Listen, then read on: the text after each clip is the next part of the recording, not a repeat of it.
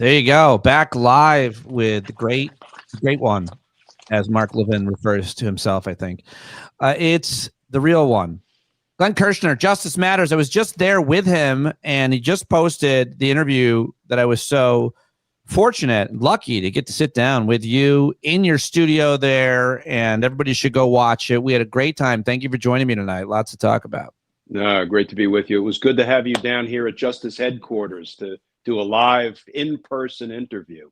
Yes, it's a beautiful town there in Virginia, and it's a beautiful area, but it's a lot of history there. Apparently, Mark Levin lives down in that area. He's my favorite radio broadcaster. You ever bump into him? No. Oh, I would love to see that debate. I'm up for it. I gotta have it. All right, lots to talk with you about today.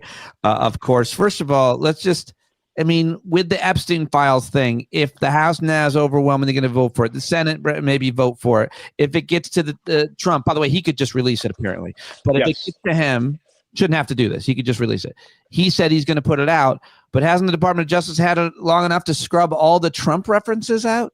Yeah, if anybody thinks that Pam Bondi is going to release publicly anything that could incriminate Donald Trump, I've got a bridge to sell you. I'll throw in a couple of tunnels free of charge. Ain't gonna happen.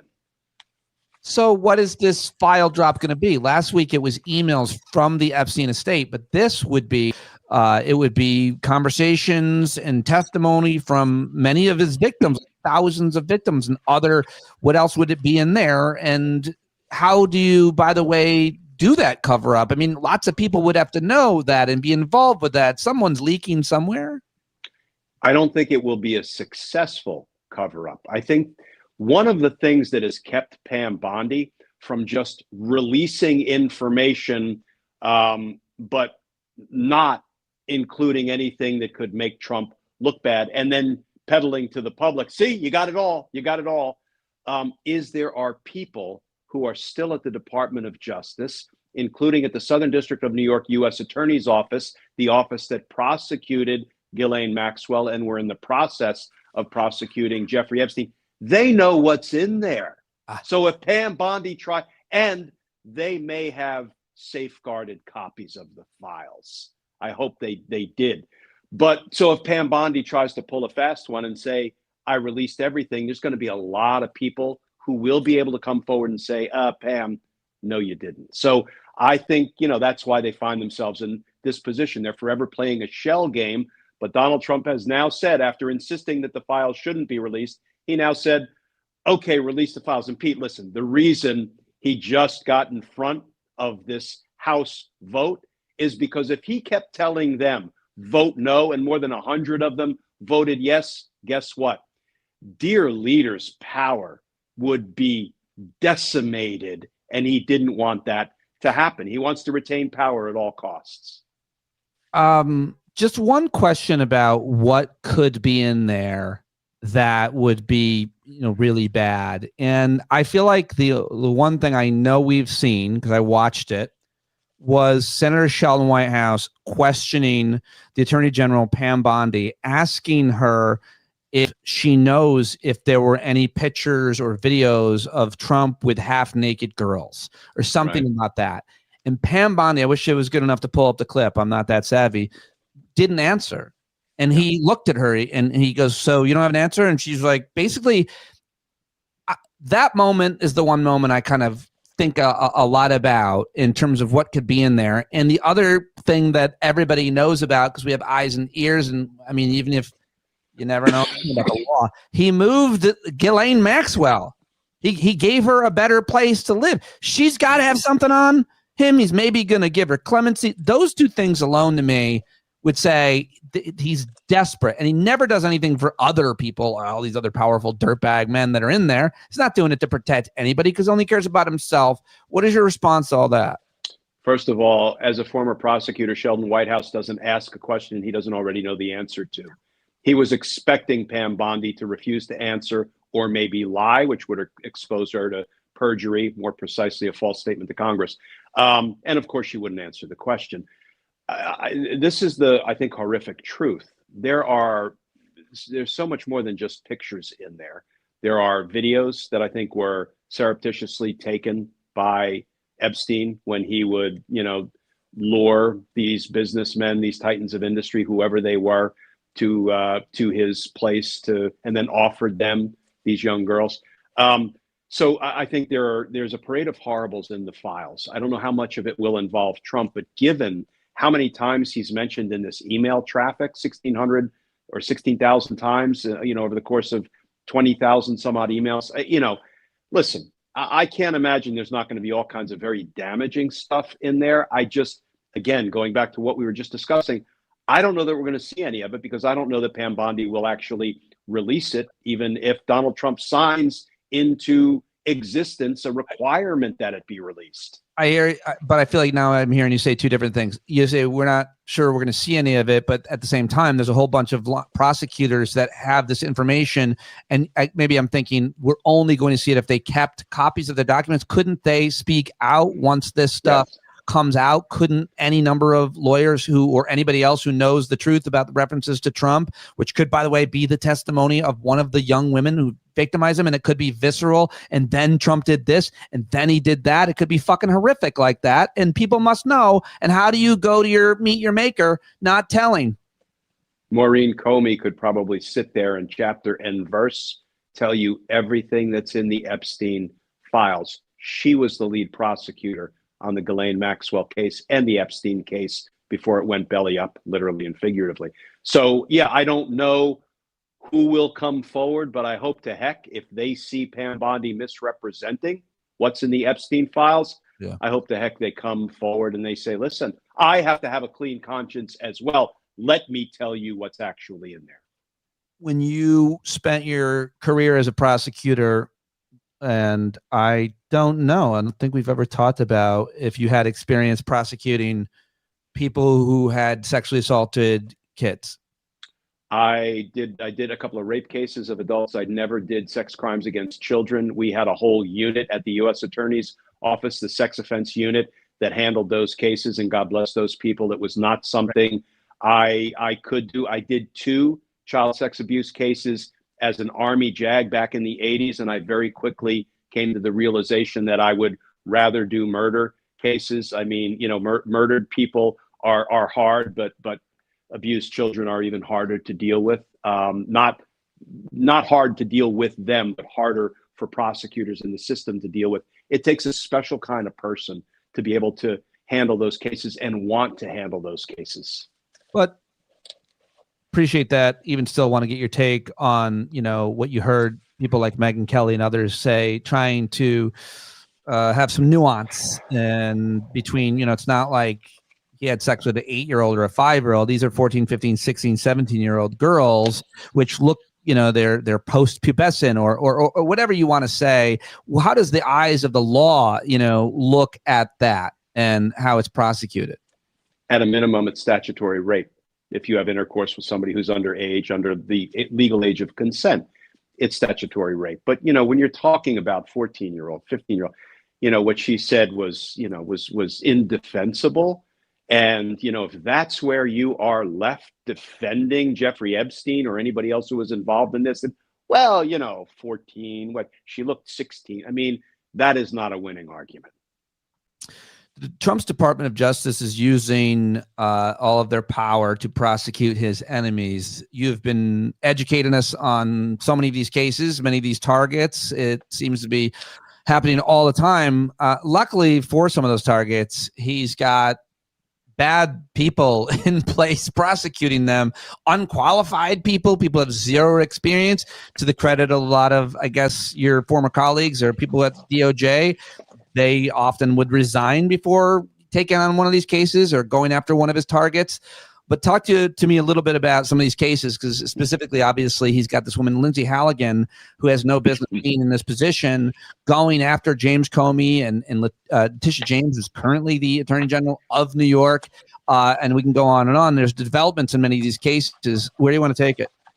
Yeah, the Comey case suffered a huge defeat for the prosecutors.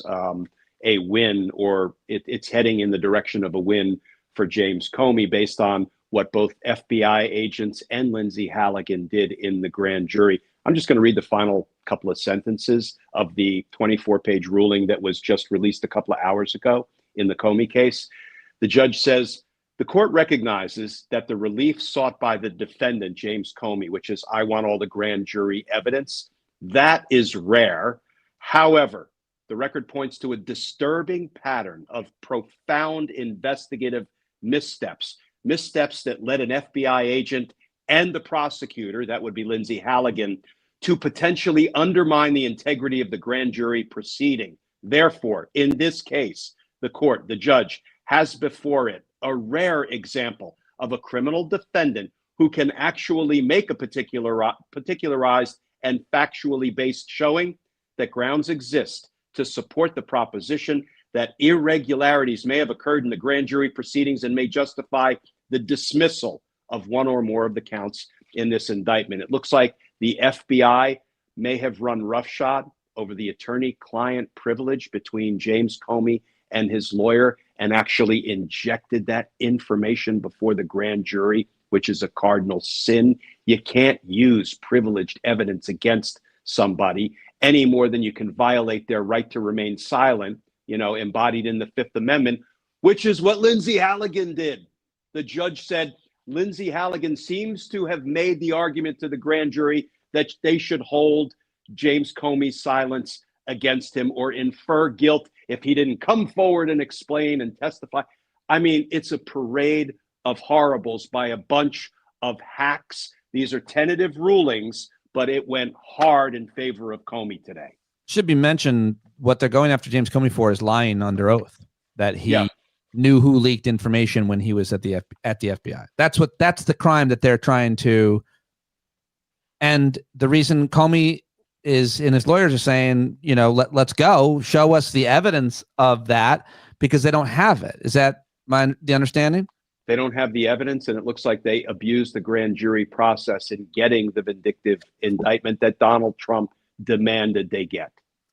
He has a history, and I guess, and maybe there is a history of this in the legal, in America, in the legal canon, certainly in politics, but his whole thing is, let's just indict a person or say that there's an investigation to damage them politically. I actually don't care if there's ever a trial, a prosecution, or if they're found guilty or innocent. I don't care. I want to muddy the waters. I think probably famous or infamous one was when he tried to get the Ukrainians to say that they were investigating his likely opponent, Joe Biden. He was impeached, I believe, for it, but partly. But he said, just announce an investigation. That's all I need. Isn't that basically isn't there a history of that with this guy? Is there a history of that with other? Because you would think that most prosecutors would not play that political game, because most prosecutors, if they're going to indict someone, they're doing it because they think they can win, not for a headline or to muddy the waters. Am I onto something? Prosecutors are duty bound to keep their damn mouths shut. Those are our rules of ethics. We're not permitted to even breathe that we are investigating somebody in the grand jury. The only time you can make any announcement is if the grand jury returns an indictment and you're going into court to present the defendant on that indictment. Then all you're allowed to say publicly, I've done this many times, is so-and-so has been indicted by the grand jury on the following charges, and we have no further comment to make. And you don't make another comment until after the trial is concluded. You don't announce that you're opening investigations into people. As you point out, when he told President Zelensky, I know you want to protect the lives of your people against unlawful Russian aggression, but I need a favor, though. And what was he doing? He was leveraging congressionally appropriated funds that were designated to go to the Ukrainian people to save their own damn lives. He used that as leverage, and he said, I just want you to announce an investigation into Joe Biden. You don't have to conduct one. Just announce one, because that's where the PR benefit is, right? By saying so-and-so is under investigation. What do, 90% of the American people, where do they leap to? Oh, where there's smoke, there's fire. Must have done something wrong. But let me be even more clear. Let's say I'm a governor and I have a political enemy, and I know he committed a crime, but a lot of people committed that crime, and I'm not sure how much evidence there is, but there's enough evidence. And I say, I guess number one, you're not supposed to tell your attorney general, whether you're the governor or the president, to investigate. And he constantly does that. But more importantly, if you're the prosecutor, if you're the attorney general, how often do you bring charges against someone if you don't believe they committed a crime? In this case, with Comey or Tish James or any of these other targets of his, John Brent, I don't know which other indictments have been announced. John Bolton, but that looks to be in a different category. That was actually investigated by career prosecutors, and it was an investigation that was up and running during the Biden administration. It looks like there may be some there because he was writing a book, and it looks like he may have improperly shared classified information in the process. How many times does an attorney general do it? 0 if you're an honest broker of the facts and the law, which Pam Bondi clearly isn't. Think about this, Pete.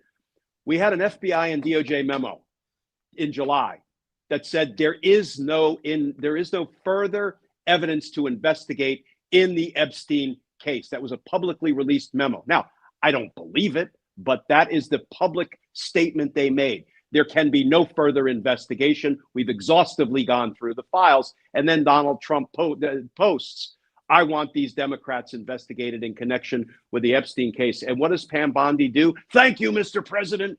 We're going to open an investigation and get right on it. Well, look, Pam, you're contradicting what your own damn memo in July said, that you couldn't ethically open an investigation because there wasn't adequate predication, and you've exhaustively gone through the file. So it is such an effing joke, Pete, these people in the way they abuse the rule of law. Got to ask you, I was looking through your stuff on social media, and if you made a video, I missed it. So if you're not read in on this, but I just remembered this one to ask you. Former congressman and former choice for attorney general, Matt Gaetz, has denied a report. He's now denied this report that he paid for sex with a homeless 17-year-old who was saving money for braces, is the way this headline. Gaetz has denied ever having sex with the girl who said in court documents that she was given ecstasy and paid for having sex with him at a party. There's a lot of smoke around that dude. Did you pay any attention to that? Because it's not. I did. I read the accounts. And of course he's going to deny it. And then the question becomes, does Pam Bondi have an appetite to investigate anybody who carries an R next to their name? Aren't there other jurisdictions that could investigate? It could be a violation of state law, depending on what he did. Usually the feds have the bigger bang for their buck when it comes to, interstate child sex trafficking. But it could very well, if this happened in Florida. Listen, Jeffrey Epstein pleaded guilty to Florida state law violations, and that's how he did his little weekends in jail. He was like a camp sleepaway. It wasn't really a legitimate sentence. But, that is how Acosta, the dirty U.S. attorney back then in the early to mid 2000s, justified completely shit-canning a federal case in which his prosecutors had drafted a 56-page indictment against Jeffrey Epstein. He says, no, let's just let him plead to 2 minor state charges and he can, sleep in the jail. Basically, we give him the keys to his own cell so he can go out during the day and do whatever he wants to do. What else? There's so many other cases moving through. I mean, obviously, we can talk about Supreme Court, the arguments heard or did not heard. They're not hearing the Kim Davis, that lady, on gay marriage equality. Of course, you've got a great video about that, but there's a lot of other cases that federal courts are looking at. It seems to me like one of the biggest legal cases of the past couple of weeks, or certainly the most impactful, would be the arguments heard at the Supreme Court around the future of Trump's tariffs. And I just wonder how impactful you think that would be, or is, or your reaction to what, if anything, you paid attention to with those arguments.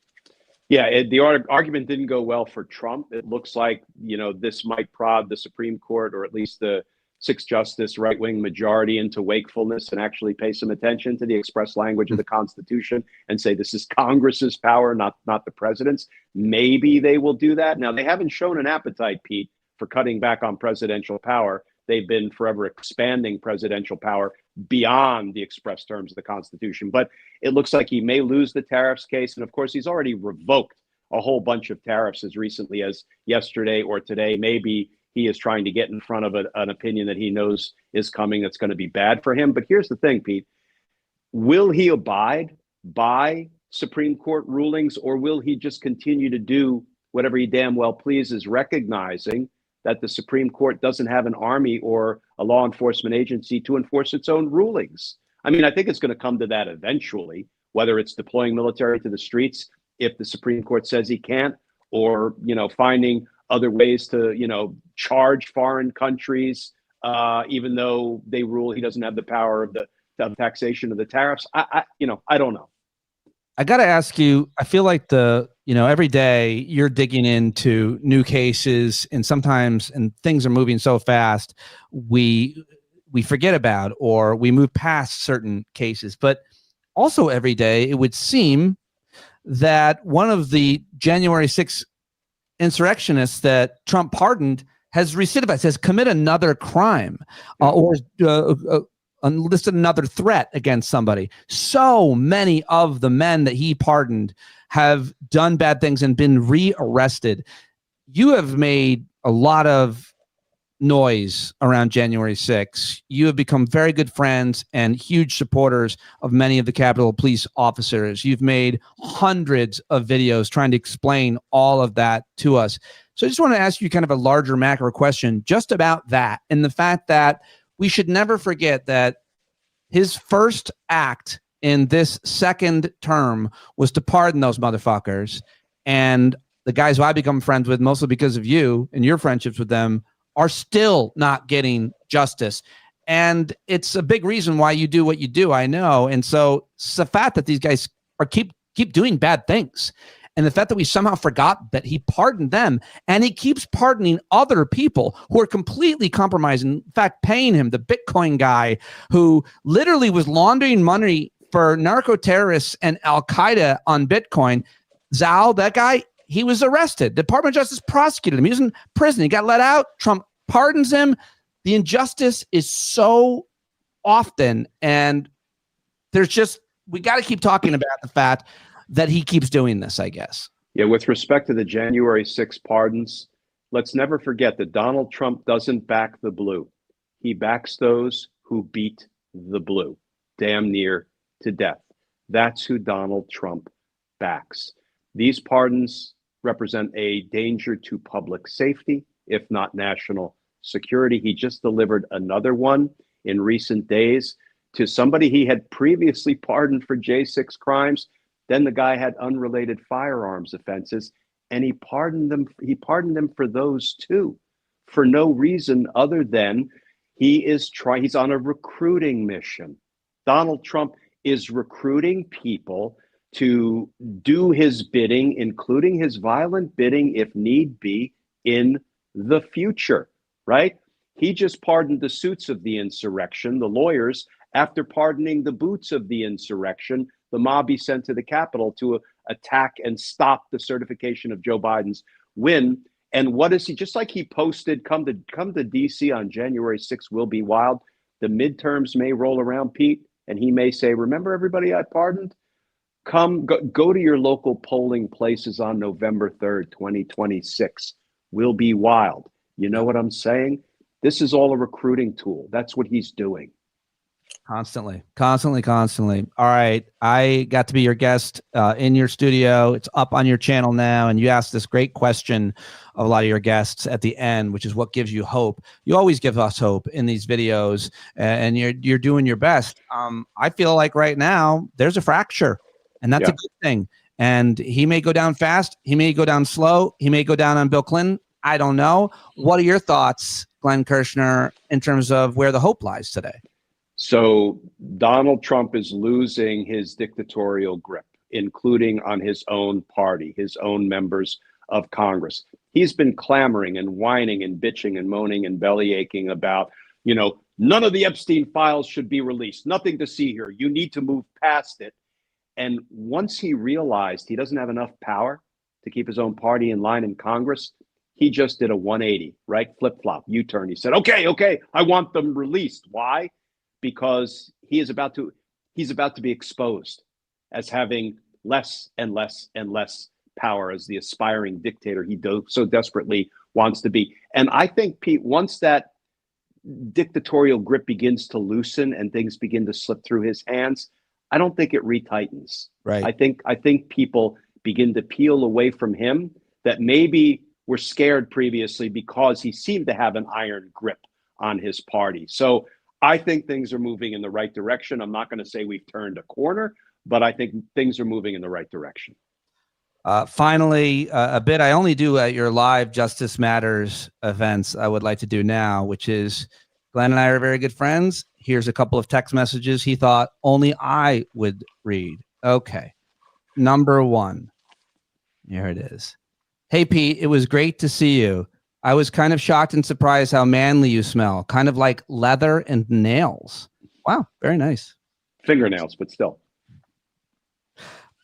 Here's another one. Wow, I bet you didn't want me to read this one. That Nick Fuentes, he does come off as likable. Got moxie. That was your line. I like this Vivek kid. He's got moxie. I still remember that. He's got moxie. Yeah. And finally, hey man, those cigars I gave you, I didn't want them anyway. Anyway, good to see you. Wow, I thought that was really generous. Yeah. Well, listen, Pete, you can't embarrass me because how many pictures are there online of me kissing your beautiful bald head? A lot. And now, so, do your worst. And now there's video. That's right. There's video of it in this interview that was so much fun. Go watch it. You can see a video if that's the kind of thing that turns you on. Two bald guys kissing each other's heads. Go get after it right now. Go watch it. Add to the millions of views I'm sure it's getting. That was the most fun I ever had interviewing anybody in my studio. Oh, wow. And somehow I don't believe you, but hey, I'm an officer of the court. I can't lie. It was fun. We had a great time. I love doing it. I appreciate you for joining me tonight. As always, my friend, thank you for being here. Great seeing you, Pete. All right. Bye, everybody. Thanks for watching live. See you later.